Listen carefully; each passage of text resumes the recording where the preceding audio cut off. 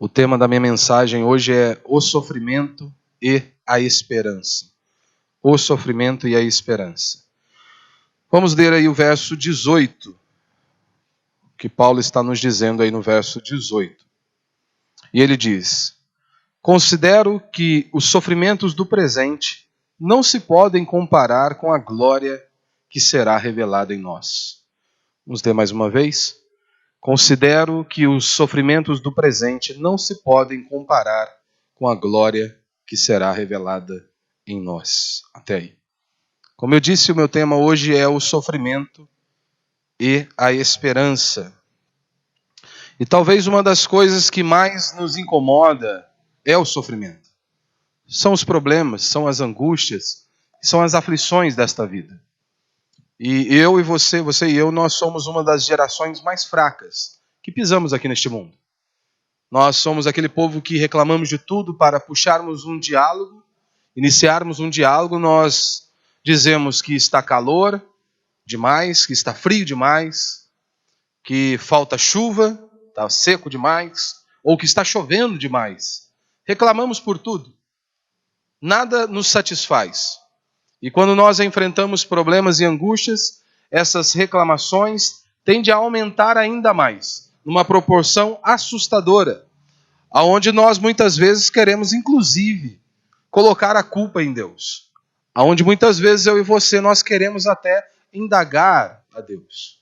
Como eu sempre digo, o sofrimento ele tem o poder de nos transformar. O sofrimento, quando você passa pelo sofrimento, você nunca mais ficará a mesma pessoa.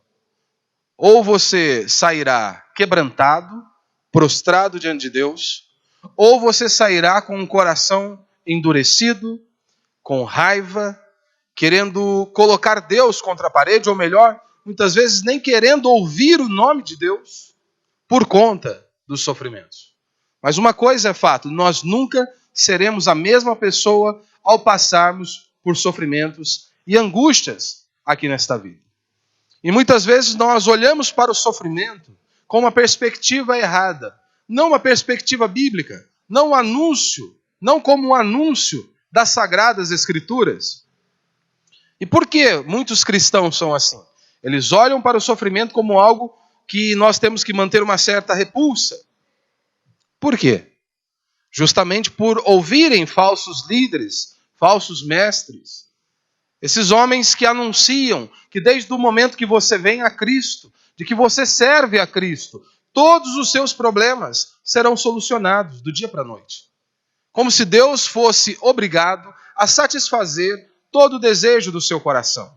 E esses homens então anunciam que a partir do momento que você vem à igreja, se você precisa de uma bênção financeira, se você precisa de alguém para se relacionar, ou qualquer outra coisa em sua vida, Deus irá fazer. Como se Jesus fosse um gênio da lâmpada que é obrigado a realizar os seus desejos como um simples passo de mágica. E esses homens então anunciam por todos os lados de que a evidência, o sinal de que Deus está com você, de que Deus está te abençoando e que você tem a aprovação divina, é justamente porque você está triunfando nesse mundo. Aonde você não passa por problemas, aonde a sua conta bancária está recheada, aonde a sua vida está toda no controle, porque você sente que ela está no controle. E aí eu repito a frase de John Piper: se a evidência, o sinal de que a bênção de Deus está sobre você, que você tem a aprovação de Deus, é porque tudo está correndo bem, você está próspero financeiramente, ou porque todos estão te aplaudindo, Deus então deveria odiar o apóstolo Paulo. Porque Paulo termina os seus dias numa cadeia, esperando o seu algoz, apenas com a sua capa e os seus livros. Então nós temos os dois exemplos nas Escrituras. Nós temos um homem chamado Davi, o homem segundo o coração de Deus, que termina os seus dias em ditosa velhice, rico, e ainda tem uma virgem para esquentá-lo. Servo de Deus. Mas você tem o apóstolo Paulo, o servo de Deus, que termina os seus dias numa cadeia, sem ninguém, apenas com os seus livros e sua capa. Por toda a Escritura nós vemos que o sofrimento, ele faz parte da nossa existência. Líderes religiosos que anunciam que desde o momento que você venha para Cristo você não terá problemas. É uma loucura isso. Porque afinal de contas nós não vivemos numa bolha. Qual é a nossa diferença para as outras pessoas? Jesus diz que a chuva vem sobre os bons e sobre os maus. Qual a diferença? Por que nós teríamos que ter este privilégio? Se quando nós olhamos para os profetas, se quando nós olhamos para os apóstolos, se quando nós olhamos para o nosso Senhor Jesus Cristo, quando nós olhamos para a história da igreja, nós vemos que o povo de Deus sofreu horrores. Mas eles tinham uma convicção inabalável, que Deus estava com eles. Porque foi isso que Jesus nos garantiu.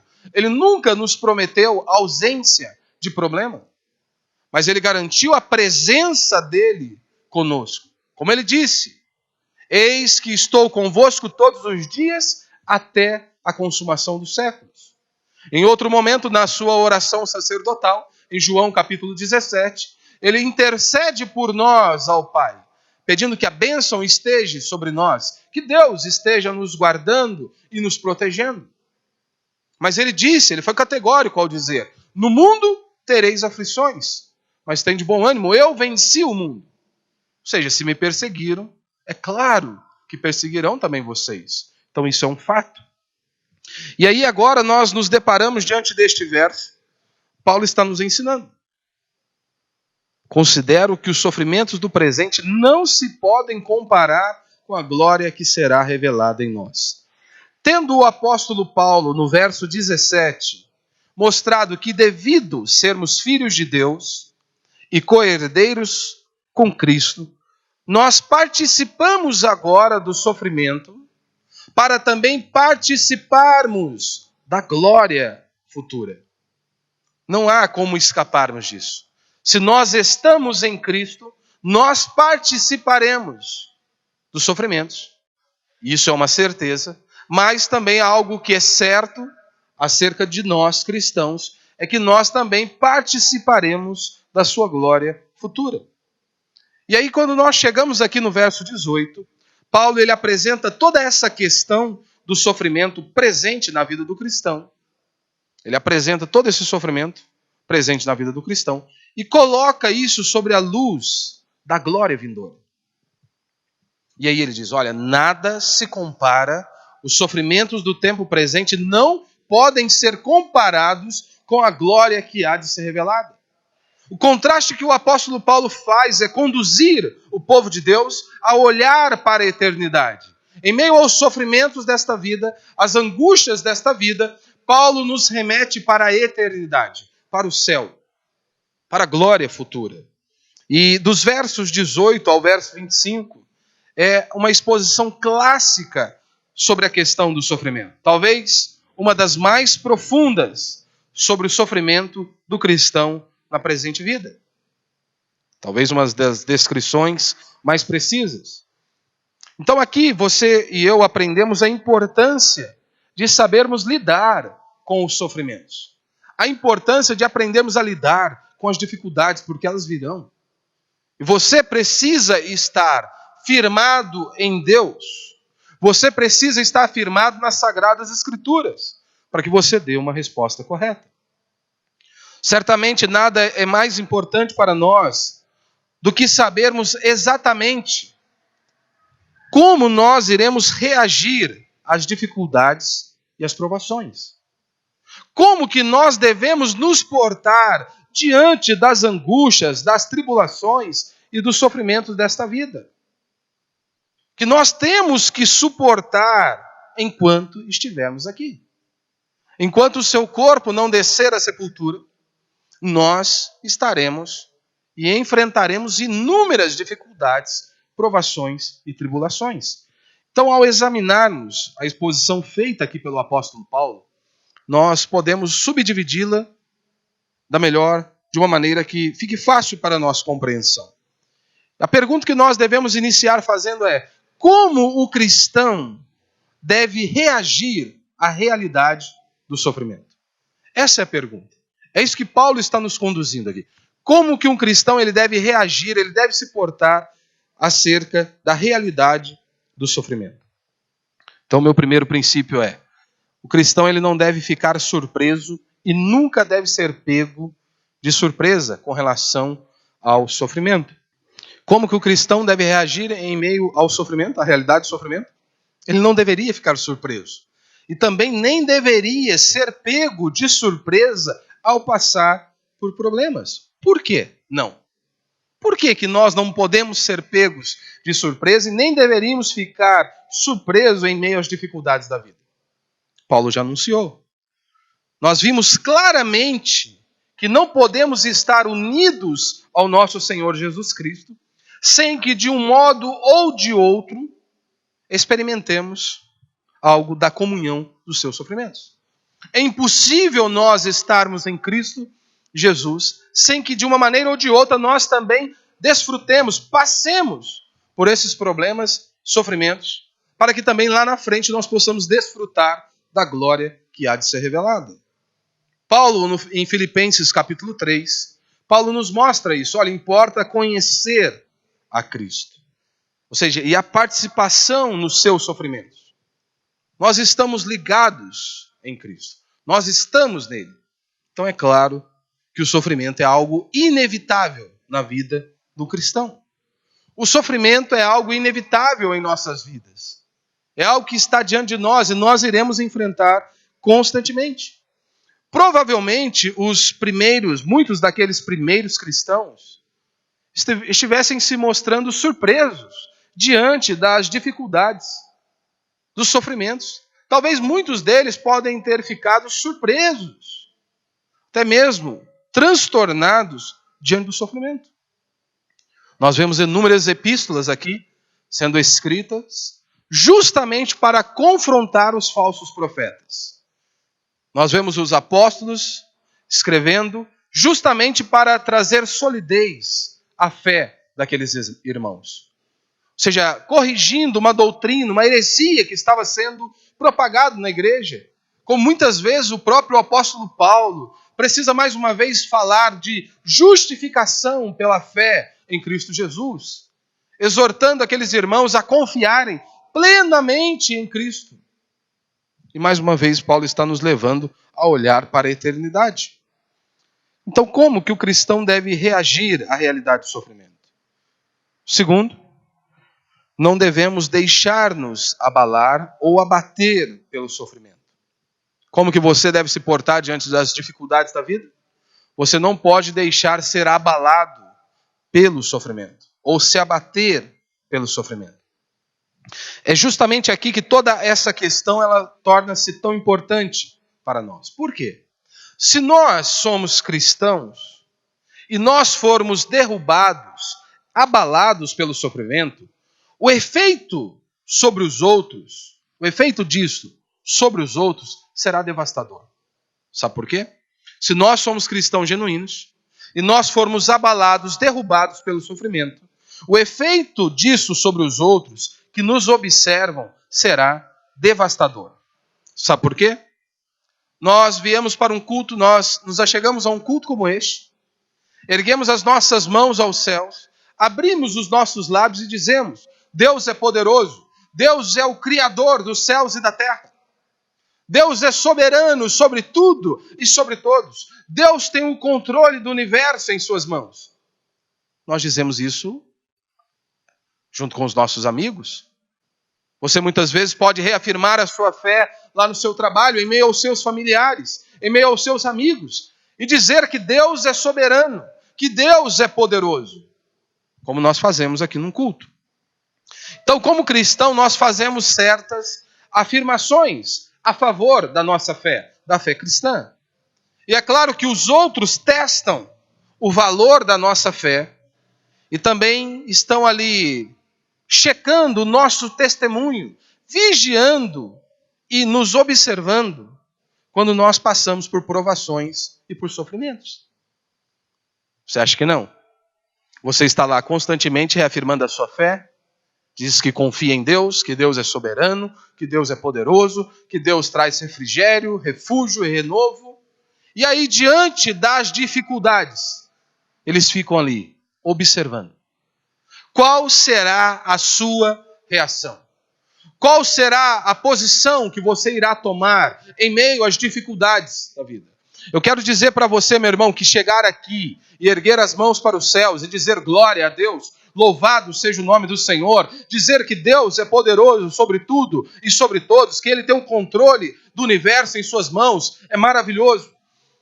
Mas eu quero ver você e eu dizermos isso e reafirmarmos a nossa fé e a nossa esperança, afirmarmos as mesmas coisas quando nós estivermos passando pelo vale da sombra da morte, pelo vale do desemprego, pelo vale das dívidas, pelo vale das incredulidades. Se nós continuaremos a erguer as nossas mãos aos céus e abrir os nossos lábios e dizer, eu confio nele, ele é um Deus todo-poderoso, e não importa o tamanho dos problemas, não importa o tamanho das dificuldades, ele continua sendo Deus, ele continua sendo o Senhor, porque os ímpios ficarão ali, para observar qual será a sua atitude.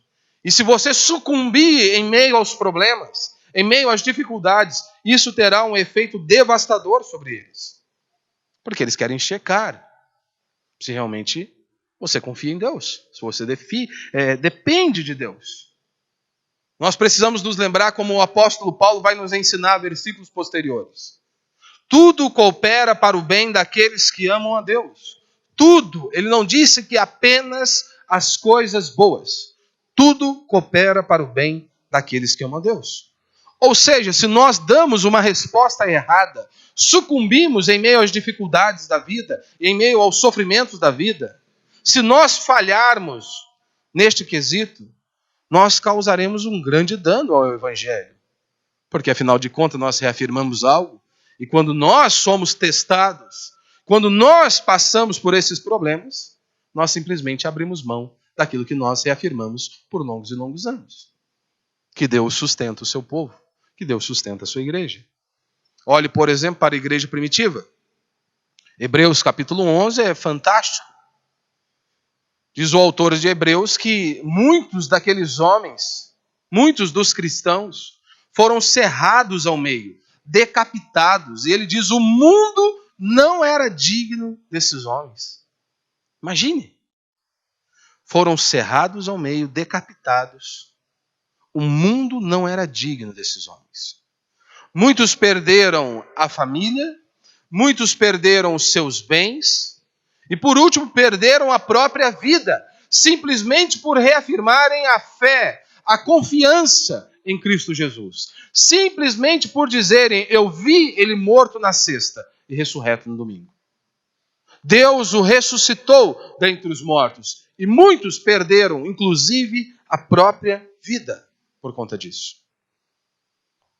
Paul Washer, comentando sobre a ira de Deus, sobre a cruz de nosso Senhor Jesus Cristo, ele diz, as pessoas olham para Jesus no Getsêmani, quando Jesus está orando 3 vezes ao Pai, dizendo, Pai, se possível, passa de mim este cálice, todavia seja feita a tua vontade. Jesus suou gotas como de sangue, e as pessoas acham que Jesus estava aterrorizado, porque ele teria que enfrentar o soldado romano, ou porque ele teria que carregar uma cruz. Só que Jesus não estava com medo da cruz. Jesus não estava com medo daqueles soldados romanos. Jesus sabia que haveria uma consequência infinitamente maior, que era a ira de Deus ser descarregada sobre ele, coisa que muitos hoje não entendem. Como que eu sei? Pelo estilo de vida que levam. Vivem como se não existisse Deus. Vivem como se não existirá um dia que todos nós teremos que nos apresentar diante dele. Mas Jesus sabia o que é e o que era a ira de Deus. E é por isso que Jesus está orando, Pai, se possível, passa de mim este cálice. Todavia, seja feita a tua vontade. E aí Paul Washer, comentando sobre isso, ele diz, sabe como que nós sabemos também? Uma das evidências que não era com acerca dos soldados romanos ou de carregar uma cruz, que Jesus estava suando gotas como de sangue? Porque nos primeiros 3 séculos, os primeiros 300 anos da igreja,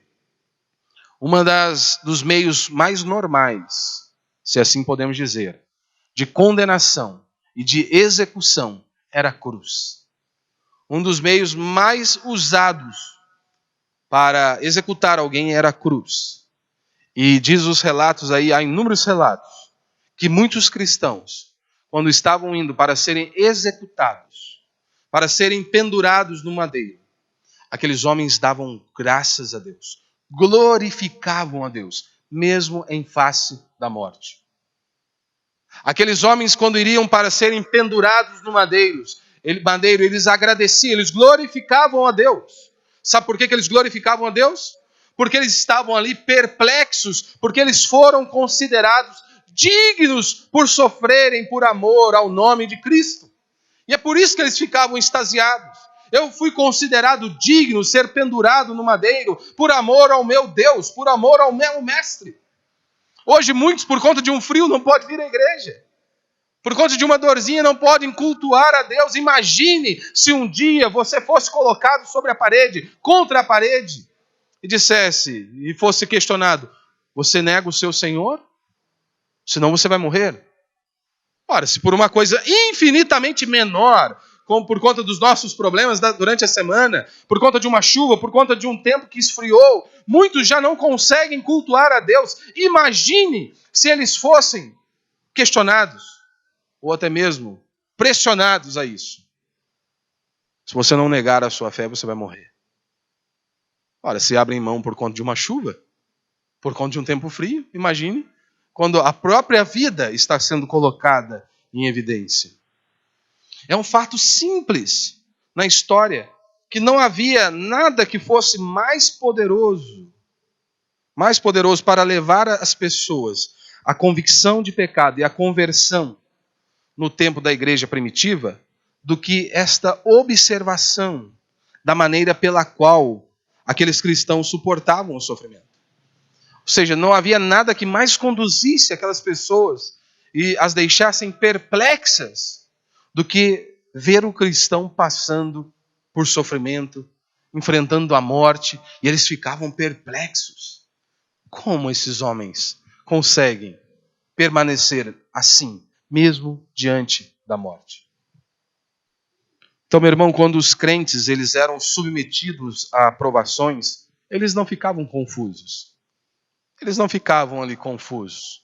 Não, eles confiavam em Deus. Mesmo quando eles eram condenados e lançados aos leões na arena, longe de se lamentarem e se queixarem, eles eram vistos dando graças a Deus pelo fato que, afinal de contas, eles foram considerados dignos de sofrer humilhação pelo nome de Cristo.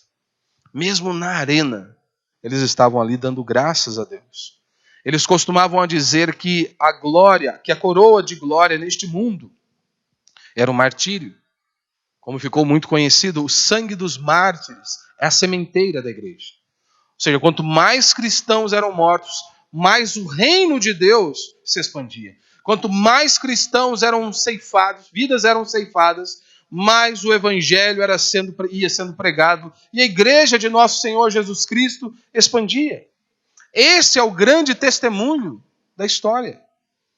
Ímpios ficam perplexos, abalados, quando eles olham para um cristão. Como assim? Como ele dá essa resposta?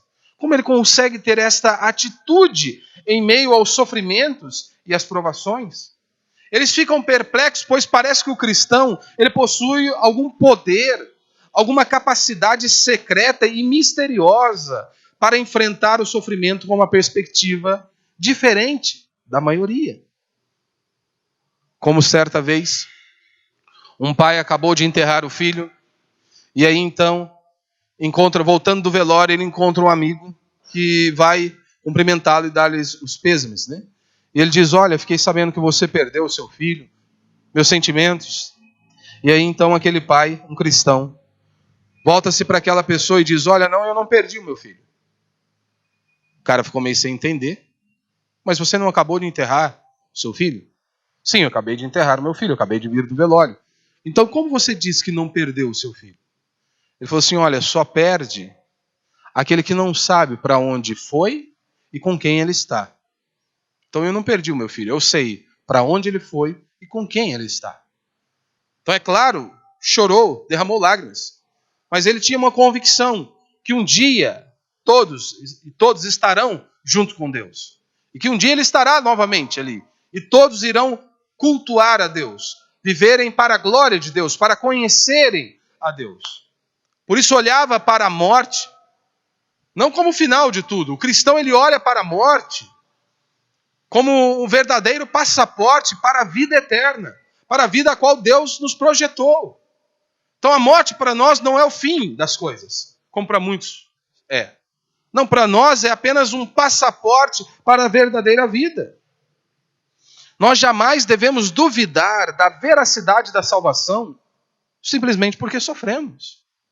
Você não pode duvidar da veracidade da salvação porque você passa por problemas. Há homens piedosos, há exemplos de homens piedosos nas Escrituras que se tornaram culpados de falhar neste ponto, de colocar em xeque a veracidade da salvação. Como eu citei aqui no início, o salmista no Salmo 73. Ele está ali perplexo com a prosperidade dos ímpios, parece que eles não enfrentam problemas, parece que eles não passam por dificuldades. Ele, um homem virtuoso, parece que estava vivendo inúmeras angústias e aflições. Começou a querer questionar a Deus. Até então que ele entra no santuário.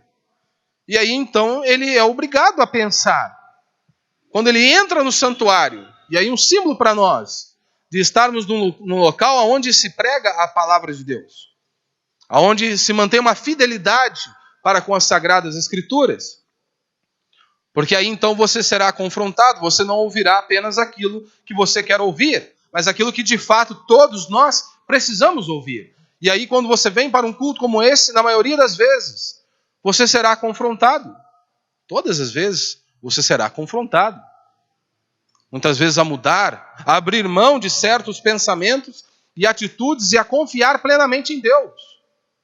E então quando ele entra no santuário, então os seus olhos são abertos. E ele consegue enxergar o final dos ímpios, que é destruição, que é miséria, que é caos. Então quando um cristão ele age desta maneira, ele está negando a fé, assim como o homem, o salmista lá no Salmo 73, que também percebeu o que ele fazia. Então o salmista ele nos conta que quando ele estava pensando deste modo, ele entra na casa de Deus e viu. Ele percebeu que com aquela atitude, ele ofenderia a geração dos filhos de Deus. Ou seja, como que eu posso pensar assim? Paulo vai dizer aqui, se Deus nos deu a Cristo, o bem mais precioso, ele enviou o seu próprio filho para ser moído na cruz do Calvário. Você acha mesmo que Deus não pode cuidar de você, que Deus não tem cuidado de você? Mesmo em meio às angústias e mesmo em meio aos sofrimentos? Nós precisamos nos lembrar de tudo aquilo que Deus já fez. De todo o cuidado de Deus para com a sua igreja, para com o seu povo, para com cada um de nós. E aí quando você estiver passando pelos vales das provações, das dificuldades, lembre-se, atente-se para isso. Para que Deus, aquilo que Deus fez, aquilo que Deus tem feito. Meu irmão, todavia se aquele salmista, ele nunca teria estado nesse tipo de dificuldade, se primeiro ele tivesse procurado orientar o seu pensamento. Se primeiro ele estivesse ali preocupado em orientar o seu pensamento, antes de permitir que aquelas ideias alojassem nele e antes dele abrigá-las em seu coração. Um exemplo para ficar mais fácil para você entender. Ele precisava estar pautado nas Sagradas Escrituras. Ele precisava ter conhecimento de que as provações, as dificuldades viriam. E é mais ou menos o seguinte, você não pode impedir que um pássaro pouse em sua cabeça, mas você pode impedi-lo de fazer um ninho em sua cabeça. Ou seja, quando você passar por problemas, por dificuldades, muitas vezes o diabo irá lançar dúvidas em seu coração, em sua mente. Talvez muitos pensamentos poderão vir à sua mente, tentarão achar abrigo em seu coração. Se você estiver pautado nas Sagradas Escrituras, naquele exato momento você vai extirpar, aniquilar aqueles pensamentos, por conta da palavra de Deus. seja, você vai impedir que aquele pássaro faça ninho em seu coração. Você, como eu disse, o exemplo dos homens de Deus, mesmo em meio à face da morte, eles continuavam inabaláveis.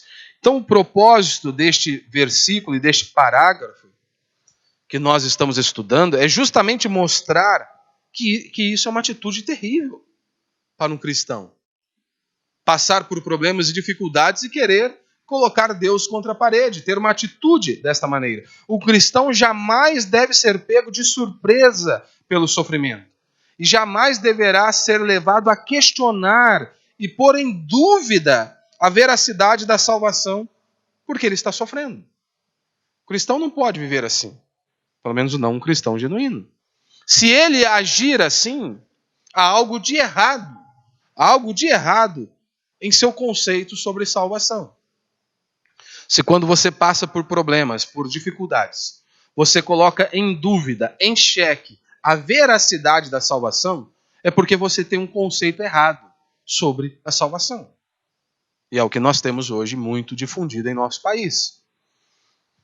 Porque muitas pessoas ouvem um falso evangelho, uma mensagem de consolo, falso refrigério. Muitas pessoas têm ouvido uma mensagem superficial do evangelho. É esse famoso, venha para Cristo e todos os seus problemas serão solucionados. Pense bem. Se você vem à igreja com essa perspectiva, que Deus é como se fosse um guru, ou que Jesus é como se fosse um gênio da lâmpada, que deve resolver todos os seus problemas. Porque este é o convite que muitas pessoas fazem hoje. Ao convidar alguém para vir à igreja, eles dizem, olha, você está com um problema no seu casamento? Venha, Jesus pode resolver. Você está com um problema conjugal, problema financeiro? Você está com uma angústia? Venha, Cristo pode resolver. E eu creio que Deus pode, sim, fazer inúmeras coisas em nossa vida. Mas você deve pregar o evangelho a essa pessoa. Você deve anunciar o verdadeiro evangelho. Elas devem vir para ouvir a pregação do evangelho e serem confrontadas pela mensagem do evangelho. Porque o maior problema do homem não é conjugal. O maior problema do ser humano não é financeiro. Não é intelectual. O maior problema do homem é ele estar longe de Deus. E se ele estiver longe de Deus, se ele é inimigo de Deus, acabou. Ele está debaixo da ira de Deus. E não tem lugar pior para um ser humano estar do que estar debaixo da ira de Deus. Então, um problema conjugal, financeiro ou emocional é café pequeno. Não é nada comparado com estar debaixo da ira de Deus. Então, se essa pessoa ela vem ao culto, ela vai à igreja com essa perspectiva de que Jesus é uma espécie de gênio da lâmpada e deve resolver, tem que resolver todos os problemas dela, meu irmão, é natural. Se a sua ideia sobre salvação é essa, é inevitável que quando você passe por problemas, você fique decepcionado. Porque, afinal de contas, Deus não fez o que tinha que fazer. Não é por isso que muitos cristãos aí, pelo menos dizem cristãos, vivem angustiados, aflitos, porque têm passado por problemas, têm enfrentado dificuldades, e Deus é obrigado a resolver os problemas deles. Porque o pastor diz que é assim. Essa é a perspectiva que muitos vivem. Entretanto, isso não deveria acontecer com o cristão. Muitos, em meio a dificuldades, ou quando estão passando por sofrimentos, eles perguntam, onde está o amor de Deus? Quando eles estão passando por aflições, por angústias, eles perguntam, onde está o amor de Deus? Esse é um pensamento que o cristão nunca deve deixar passar pela sua cabeça. Você nunca deve deixar isso assolar o seu coração. Onde está o amor de Deus? Será mesmo se Deus me ama? Mas se Deus me ama, por que eu estou passando por esse problema? Se Deus me ama, por que eu estou enfrentando essas dificuldades? Você nunca deve deixar esse pensamento assolar o seu coração ou encontrar morada em seu coração. Se o diabo lançar dúvidas sobre você acerca do amor de Deus, você deve ter uma resposta imediata a ele. Você deve estar pautado nas Sagradas Escrituras, pois quando vier os dias maus, você esteja firmado. Você esteja ali firme em Deus, mesmo diante das dificuldades. seja, aconteça o que acontecer, nunca duvide do amor de Deus. Nós nunca podemos duvidar do amor de Deus. Nós nunca podemos duvidar que Deus está no controle da nossa existência. Que não importam as circunstâncias, não importam as adversidades, tudo coopera para o bem daqueles que amam a Deus. Ou seja, Deus está no controle da nossa existência. Você nunca pode duvidar também do poder de Deus. Porque isso pode passar sobre o seu coração. Se Deus é poderoso, se Deus é soberano sobre tudo e sobre todos, por que então Deus não usa o seu poder para proteger o seu povo? O diabo pode lançar esta dúvida no seu coração, em sua mente. Se Deus é poderoso e soberano sobre tudo e sobre todos, por que então que Deus não usa deste poder para blindar o seu povo, blindar a sua igreja e para impedir que o seu povo sofra? O diabo está pronto para sugerir esses questionamentos, mas ele deve ser rejeitado à luz do ensino do apóstolo Paulo. Você percebe que Paulo faz aqui? Os sofrimentos do tempo presente não podem ser comparados com a glória que há de ser revelada. O foco é a eternidade. O foco é ensinar que o cristão precisa estar ciente que ele irá enfrentar dificuldades, que ele vai passar por problemas, mas que Deus continua sendo soberano, que Deus continua cuidando do seu povo. Muitas vezes esse questionamento pode vir numa forma de insinuação. Será mesmo se eu sou crente? Será mesmo se eu sou um cristão? Olha o tamanho das minhas dificuldades. Olha o tamanho das minhas aflições. Será se eu realmente sou um cristão genuíno? Muitas vezes o diabo pode lançar essa dúvida em seu coração. Pode lançar essa dúvida em seu pensamento. Por isso, lembre-se, meu irmão. Lembre-se. Os que pertencem a Deus são as pessoas que vão ser guardadas por Ele. Se você pertence a Deus, fique tranquilo, Ele está cuidando de você. Ele está te guardando, Ele está te protegendo. Não importa o tamanho das aflições, não importa o tamanho das dificuldades. Deus está cuidando de nós nos mínimos detalhes. Deus está cuidando de cada um de nós nas mínimas circunstâncias. Nós não precisamos temer as dificuldades, as angústias, as aflições. A nossa motivação deve ser vivermos para a glória de Deus. E nós precisamos ter esse entendimento correto. Tudo coopera para o bem daqueles que amam a Deus, daqueles que foram chamados por Deus. Como Jesus mesmo disse em Mateus 10:30. E até mesmo os cabelos da vossa cabeça estão todos contados. O que ele está dizendo é, por que vocês estão temendo? Vocês não têm poder nem sequer para impedir que um fio de cabelo de vocês caia. Confiem em mim. Dependam de mim. Ou seja, podem ficar tranquilos. Ou seja, nada pode acontecer com os seus discípulos sem que Deus interfira. Ou seja, nada pode acontecer conosco sem que Deus esteja ali, que Deus não interfira. Então, o objetivo do ensino de Paulo aqui é colocar em você e em mim condições de podermos rejeitar esses pensamentos no instante que eles vêm nos assolar. Então, é isso que Paulo está nos municiando. Paulo está nos dando armas para que então nós possamos rejeitar esses pensamentos no instante que eles vêm nos assolar.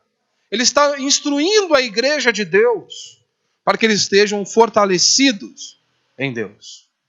Ou seja, não permita que entrem em sua mente pensamentos como esse que eu acabei de descrever. Se o diabo os atirar em você, eles devem ser imediatamente repelidos e dissipados pelo escudo da fé.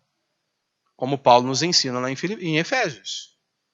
Que nós devemos nos revestir com o escudo da fé.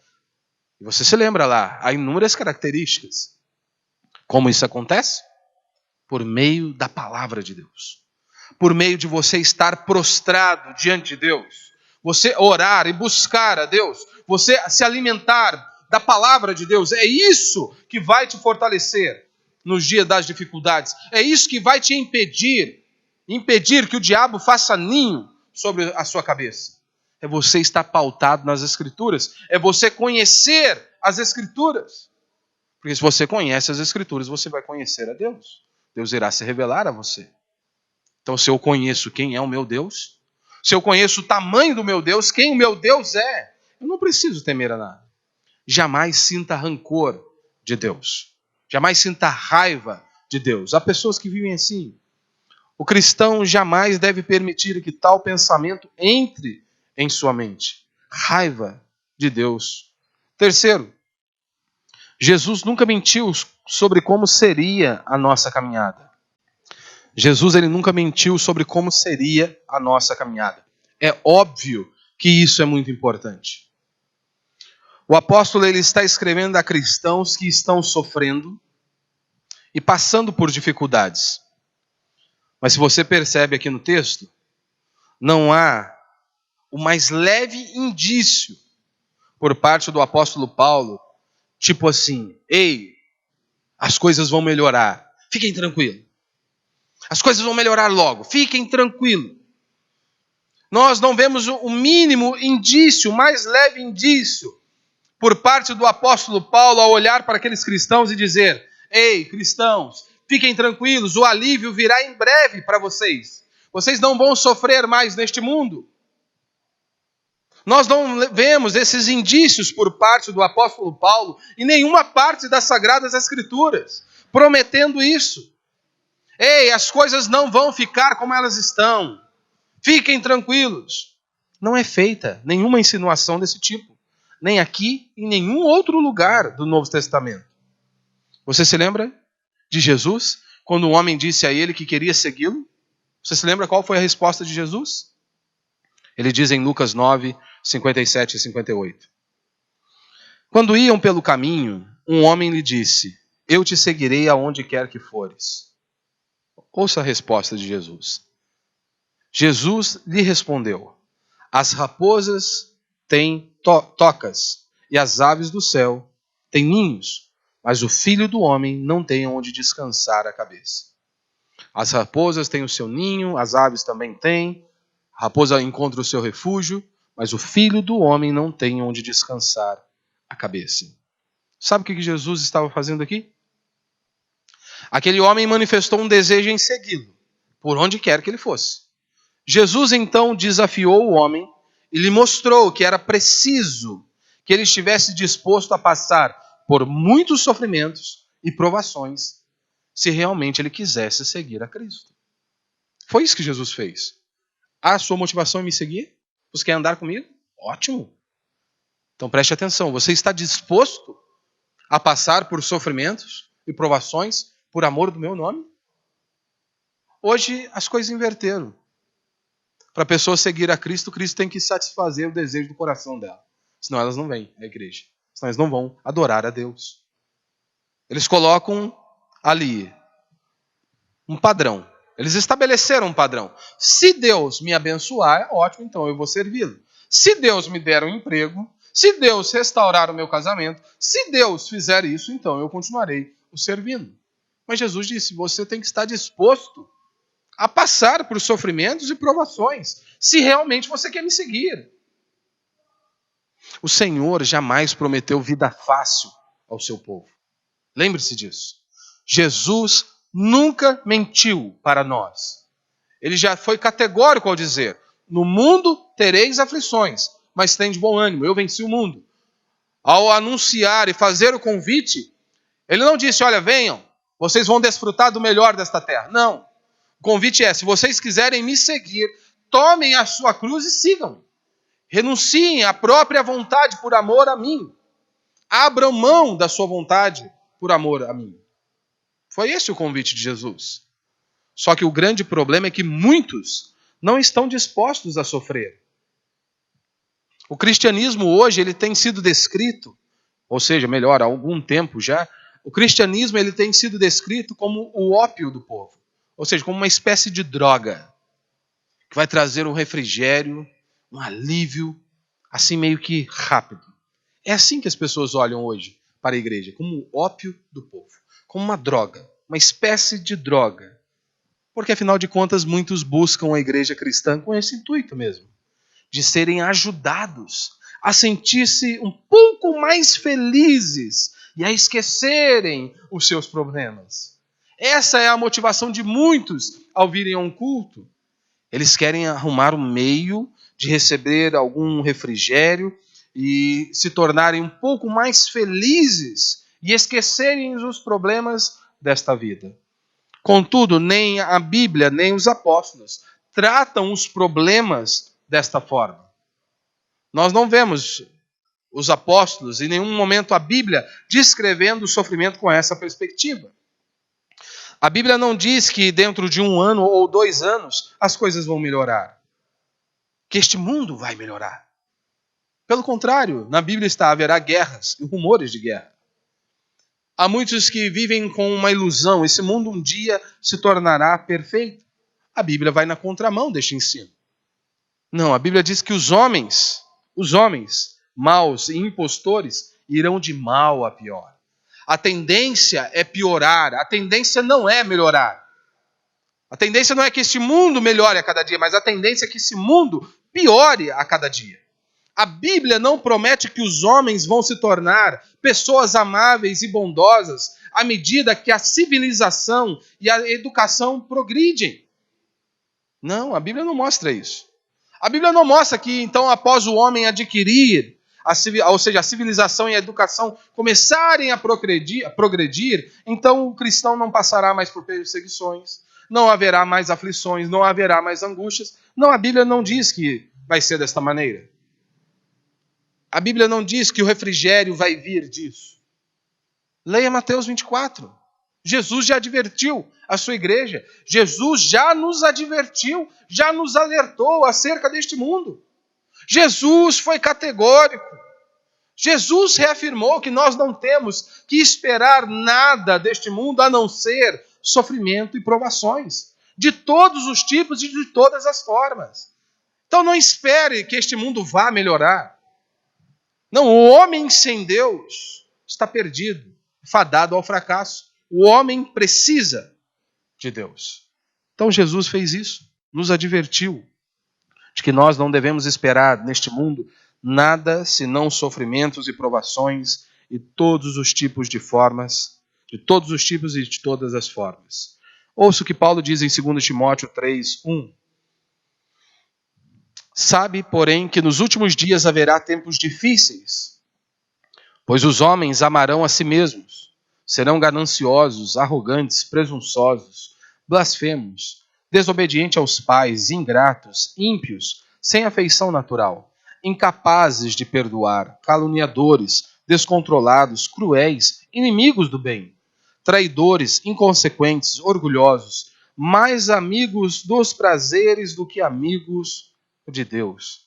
Que descrição precisa da vida atual. Esta é a exata descrição do homem. A Bíblia, é isso que a Bíblia está nos ensinando. O homem vai de mal a pior. O homem sem Deus caminha para o buraco. A Bíblia não anuncia que o mundo vai ficar cada vez melhor, mas sim que ele vai ser um lugar de pecado, de problemas, de luta e de muita maldade. Apocalipse salienta este ensino. Quarto, nós já estamos caminhando para o fim. Pregue o Evangelho.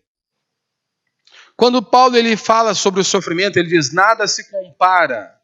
Nenhum sofrimento do tempo presente podem se comparar com a glória que há de ser revelada. Não há aqui nenhum chamado aos cristãos para que eles tentem mudar as condições ou melhorá-las. O apóstolo afirma que o sofrimento nesta vida para o cristão, que há sofrimento nesta vida para o cristão. Todavia, ele não exorta aos cristãos a se ajuntarem, a se levantarem, a fazerem algo para diminuir os sofrimentos. Nós não vemos o apóstolo Paulo ensinando isso. Um pouco mais adiante, em Romanos capítulo 13, Paulo vai falar sobre as autoridades. Ele diz que toda alma deve estar sujeita às autoridades. Então, o cristão ele deve ser cumpridor da lei. E aqui nós não podemos nos esquecer. Nós temos que abrir um parênteses aqui. Nós, como cristãos, devemos ser cumpridores da lei. Todavia, nós obedecemos à lei e aos homens, às autoridades deste mundo, até que esses homens não vão contra a palavra de Deus ou os princípios da palavra de Deus. seja, a partir do momento que o que eles impõem, o que eles começam a ditar, que vai contra as Sagradas Escrituras, contra a nossa fé, nós ficamos com os apóstolos. Importa obedecer a Deus e não aos homens. Então nós nos submetemos e nós obedecemos até que não entre em conflito com a palavra de Deus. Então é claro que nós, como cidadãos, nós devemos desempenhar o nosso papel, não somente cumprindo e observando as leis, normas e regulamentos, porém até participando deles e em sua produção. Hoje nós vemos aí essa depravação e essa podridão em meio à política. Foi porque há alguns anos a igreja decidiu dizer que igreja, religião e política não se misturam. Por isso nós vemos aí o nível de podridão que está aí. Porque o cristão diz que religião e política não se misturam. Então eles deixaram os ímpios conduzirem.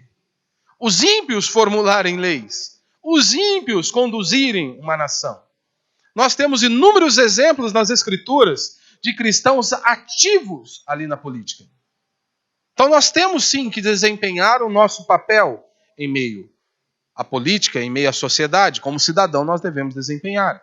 Mas o que eu quero acentuar aqui é que o cristão, ele não deve acreditar que por meio de uma legislação, por meio de um político, ou por meio de qualquer outra atividade semelhante, ele pode se livrar de todo sofrimento.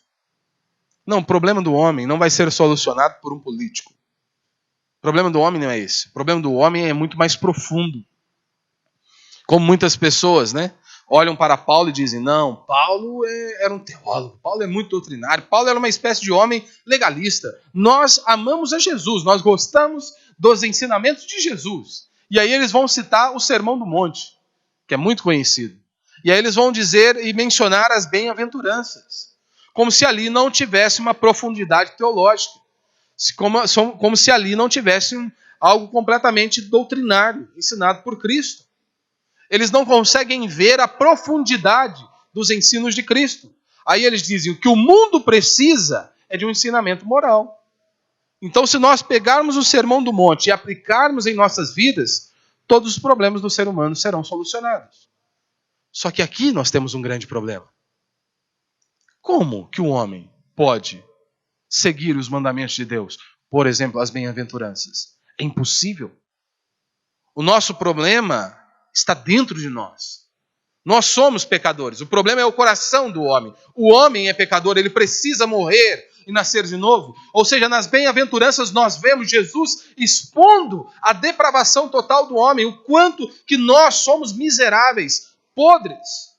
E nós percebemos isso, que muitas vezes nós não conseguimos amar os nossos próprios filhos da maneira que a Escritura diz que nós devemos amar.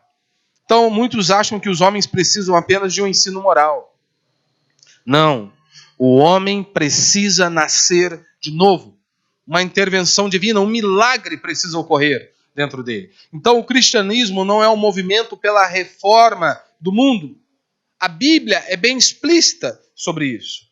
Alguns acham que o principal dever do cristianismo é acabar com todos os problemas. E que se tão somente nos unirmos, nós teremos sucesso. Eles acham que o principal dever do cristianismo é isso, é acabar com todo o sofrimento aqui nesta vida. Mas à luz de tudo isso, nós devemos olhar para a vida com uma perspectiva cinza?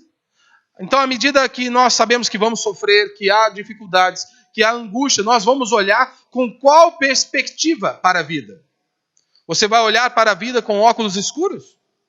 Vai enxergar a vida tudo cinza, sem esperança? Com uma visão pessimista, já que o mundo não vai melhorar mesmo? Vamos empurrar com a barriga. Não. Definitivamente não. Esse não é o ensino dado pelo apóstolo Paulo. Paulo nos remete para a eternidade. Ou seja, ele mostra que há sim esperança para os cristãos. Há esperança para o povo de Deus. Por isso ele diz, os sofrimentos do tempo presente não podem ser comparados com a glória que há de ser revelada. Por que eu estou dizendo isso? Porque nós temos que ser cautelosos ao traçarmos a distinção entre o elemento do pessimismo, pelo menos parece ser um pessimismo, presente no ensino do cristão, com o pensamento estoico, como muitas falsas religiões que tentam blindar o ser humano de qualquer sofrimento. Você tem o pensamento estoico, você tem o budismo e algumas outras aí.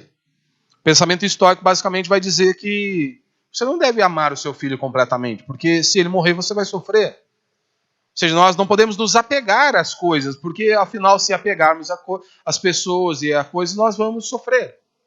Então você deve se blindar. Ou seja, nós não devemos nos apegar a nada, para que não haja sofrimento. Então, cada uma dessas falsas religiões, elas são destituídas de esperança. Ou seja, imagine você não poder colocar toda a sua alegria ali com o seu filho, no seu coração. Ou seja, se levantar pela manhã, amá-lo, beijá-lo. O pensamento estoico vai dizer isso. Não, você não pode fazer isso. Para que fazer isso? Não, jamais levante e vá fazer isso. Não podemos agir assim. O cristianismo é diferente. Paulo diz, olha, eu considero que os sofrimentos do presente não se podem comparar com a glória que há de ser revelada. E a palavra aqui traduzida por considero, como Paulo inicia dizendo isso, significa que a pessoa chegou a uma conclusão, a uma dedução, por um processo e raciocínio lógico. É isso que o apóstolo Paulo está fazendo para nós. Ele começa a sua carta mostrando quem nós somos, a nossa podridão, a nossa miséria. Ele mostra o estado da humanidade sem Deus. Depois ele mostra tudo aquilo que Cristo fez. E isso começa a progredir, isso começa a avançar, começa a crescer. E então quando chegamos aqui ele diz, eu considero. Isso é algo muito certo. Mesmo que nós venhamos sofrer horrores nesta vida. Fiquem tranquilos. Nada pode ser comparado com a glória que há de ser revelada. Paulo já nos ensinou isso em Romanos capítulo 6, verso 1. No capítulo 6, Paulo vai dizer isso, olha, sabendo isto, que o nosso velho homem foi crucificado com ele. Ou seja, se posicionem em Cristo Jesus. Vocês são livres em Cristo Jesus. Da mesma maneira, olha, prestem atenção. Por maiores que sejam os seus sofrimentos, por maiores que sejam as suas dificuldades, nada se compara com a glória que há de ser revelada. Ou seja, não significa que você se persuade a si mesmo de algo que não é verdade. Como hoje nós vemos dentro da igreja evangélica, né? Mas pensamento positivo. Fica falando aí que você não está doente, e pronto, você não vai ficar doente. Fala aí que você vai emagrecer, mas continua comendo para arregaçar. Não tem problema nenhum não, vai emagrecer. Hoje há uma espécie de pensamento positivo dentro da igreja. Não é isso que Paulo está ensinando aqui, pensamento positivo. Ensinando você a persuadir a si mesmo como por algo que não é verdade. O que Paulo está ensinando aqui é o seguinte, olha, significa você compreender que se você está em Cristo, quando ele morreu, você morreu. Significa que se você está em Cristo, quando ele ressuscitou, você ressuscitou. Ou seja, significa raciocinar sobre algo à luz de tudo o que foi dito até esse ponto e chegar a uma dedução, e chegar a uma conclusão. É isso que o apóstolo Paulo está nos mostrando. À luz de tudo que eu ensinei, à luz de tudo que nós temos de Deus e de sua palavra, vocês podem ficar tranquilos. Então o meu dever como um pregador do evangelho é te levar a pensar. É te levar a pensar, a meditar nas Sagradas Escrituras. E pode ser que seja necessário ser duro, às vezes, discipliná-lo e mostrar que talvez o seu modo de pensar tem sido completamente diferente das Sagradas Escrituras. Esta é a minha função, te levar a pensar, a meditar na palavra de Deus, a chegar em sua casa e debruçar diante de um texto como esse e clamar ao Senhor. Esta é a minha obrigação, o meu dever como pregador. E não somente isso, mas também mostrar que muitas vezes você não compreendeu as doutrinas da nossa fé. Você precisa ser confrontado pela verdade. E isso vai vir por meio deste conhecimento. Porque é nesse momento que você chegará a uma conclusão. Então, se você, ao passar por sofrimento, você diz, por que eu estou sofrendo? Por que Deus não me livra disso? Ou você tem uma resposta uma outra resposta diante das circunstâncias da vida. Porque muitas vezes você não compreendeu as doutrinas da fé. Porque convenhamos, há inúmeros relatos aqui. Este livro jorra sangue. Pessoas morreram por amor a Deus. Pessoas foram mortas por amor ao Evangelho. Por que eu e você não poderíamos passar por sofrimento? E para a gente concluir, Paulo está mostrando que o conforto é apenas para os cristãos. O conforto é apenas para os cristãos, não é para todas as pessoas. Aos ímpios há inúmeras advertências. Há inúmeras advertências nas Sagradas Escrituras. Ou seja, os sofrimentos atuais são apenas uma amostra experimentada por antecipação daquilo que sobrevirá sobre os ímpios.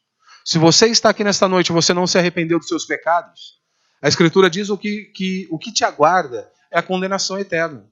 Se não houver arrependimento de pecado, o que te aguarda é a condenação eterna. Não importa quantos anos você frequente a nossa comunidade ou qualquer outra comunidade. Se não houve arrependimento de pecado, convicção de pecado, meu irmão, você está condenado a uma eternidade de sofrimento. E os sofrimentos desta vida são apenas uma amostra do que será infinitamente maior, que é ter a ira de Deus descarregada sobre você. Você tem lá o dilúvio, você tem Sodoma e Gomorra, e todas as calamidades similares que nós já vimos aí, temos visto, são apenas uma leve descrição de sofrimento, que virá sobre todos aqueles que não pertencem ao Senhor. Por maior que sejam as calamidades, por maior que sejam essas tragédias, são apenas leves descrições do que virão sobre todos aqueles que não pertencem ao Senhor. Aqui não há nenhum conforto para o incrédulo. Absolutamente nenhum. Foi isso que Jesus disse, não foi lá na parábola do rico e do Lázaro? Molhe a pontinha do dedo para que eu tenha refrigério. Jesus simplesmente disse não. Não haverá o mínimo de refrigério. Você teve inúmeras oportunidades de ouvir o Evangelho, de se arrepender dos seus pecados e mesmo assim não fez. Então não há refrigério. Então nós precisamos acompanhar o apóstolo Paulo, todo o seu raciocínio, para que nós também cheguemos à conclusão que ele chegou. Hoje muitos querem refrigério momentâneo. Eles querem uma palestra de autoajuda. Eles querem uma palestra motivacional. Quantas pessoas ao ouvirem as nossas mensagens eles dizem: mas aquele povo só fala sobre pecado, só prega-se sobre doutrina da ira de Deus, só confronta o nosso erro. Nós queremos algo mais confortável. Como um pastor certa vez disse, as pessoas não saem de seus lares para ouvir uma mensagem sobre o inferno. O mundo já está difícil demais. Nós devemos pregar algo mais palatável a elas. Ou seja, privá-las da coisa mais importante. É anunciar, privá-las de ouvirem a mensagem da doutrina da ira de Deus. Que um dia elas estarão diante de Deus. E que se não houver arrependimento de pecado, acabou. Estão condenadas a uma eternidade de sofrimento. Eles querem nos privar de trazer esse anúncio à igreja. Da coisa mais importante, aonde eles passarão a eternidade. Ou conhecendo a Deus, glorificando a Deus, ou uma eternidade de sofrimento. Mas muitos querem ouvir apenas uma palavra de conforto. Aí você chega aqui, pastor prega sobre um Deus que é santo, santo, santo. Um Deus que é irado contra toda a maldade humana. Para eles não é interessante. A resposta do Evangelho é essa. Só há conforto e refrigério para aqueles que creem que Jesus Cristo é o Filho de Deus. Só há refrigério e conforto para aqueles que creem naquilo que Cristo fez na cruz do Calvário. Que ele foi morto e ao terceiro dia ressuscitou dentre os mortos. E assim como Deus o ressurgiu dentre os mortos, nós também temos esta convicção que um dia nós passaremos a eternidade com ele, porque Deus ressurgiu Cristo dentre os mortos. Nós também cremos que ele fará a mesma coisa conosco e passaremos a eternidade conhecendo a Deus. Ou seja, se você não crê nas boas novas, essa passagem que eu acabei de pregar aqui para você não tem sentido algum. Se você não crê no Evangelho, no verdadeiro Evangelho, que é o poder de Deus para a salvação, tudo isso que eu falei não serve de nada para você. Não serve de nada. Ou seja, isso imediatamente nos introduz em toda a questão do método pelo qual se vive a vida cristã. Como você vive a vida cristã? Não é algo que chega a você de repente. Não é meramente um sentimento. Não é algo que vocês pegam, por assim dizer. Não é. O cristianismo não é assim um espírito que vocês podem pegar. O cristianismo é uma fé que vocês têm, que nós temos e experimentamos. E a qual nós desenvolvemos pelo raciocínio. Deus nos ilumina. Deus traz revelação ao nosso coração. Mas nós precisamos crescer nesse conhecimento. E aí chegaremos a este ponto. Ou seja, tem plena convicção, certeza, ou seja, de maneira lógica, por meio do ter os nossos olhos abertos pela verdade, nós podemos então confiar em Deus. Então, como você reage ao sofrimento? Como você reage em meio aos sofrimentos desta vida? Como que você reagia, por exemplo, no passado?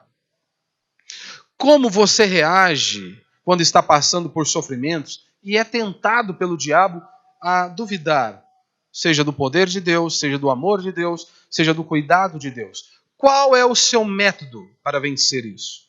Alguns podem dizer: eu leio um livro quando eu sou tentado a isso. Outros podem dizer: eu canto, porque afinal de contas, na Escritura diz que cantaram e cadeias foram quebrados. Outros vão seguir o mundo e dizer: quem canta os seus males espanta. Então, até certo ponto, pode haver algum valor nestas coisas. Porém, não é o verdadeiro método cristão. A maneira de lidar com o sofrimento é você pensar, é você raciocinar, é você argumentar logicamente e elaborar as doutrinas em que você crê e depois dizer. Após eu mergulhar na palavra de Deus, nas sagradas escrituras, de conhecer a minha fé, eu posso certificar, eu considero que o sofrimento do tempo presente não pode ser comparado com a glória que há de ser revelada. Esta é uma conclusão que Paulo chegou e que nós também temos que chegar. É assim que nós lidamos com o diabo, é assim que nós lidamos com as dúvidas. É conhecendo a Deus, é conhecendo a palavra de Deus, conhecendo a nossa fé. Essa é a única maneira de lidar com os sofrimentos, com as provações e com as tribulações. Nós temos aqui, pois, um ensino que é apenas para os cristãos autênticos. O sofrimento do tempo presente não podem ser comparados com a glória que há de ser revelada. Ou seja, o cristão ele sempre tem essa certeza desse resultado em relação às grandes doutrinas, por conta das grandes doutrinas da nossa fé. Porque convenhamos, meu irmão, o maior dos problemas hoje é o que? A morte, não é? E aí? O que é a morte para o cristão? O que é a morte para o cristão? O pior cenário que nós podemos nos imaginar é isso. A morte. Talvez perdendo os nossos filhos, perdendo pessoas que nós amamos, ou nós mesmos, morrendo. Este é o pior cenário. Mas inclusive este cenário, para nós cristãos, não é o final de tudo.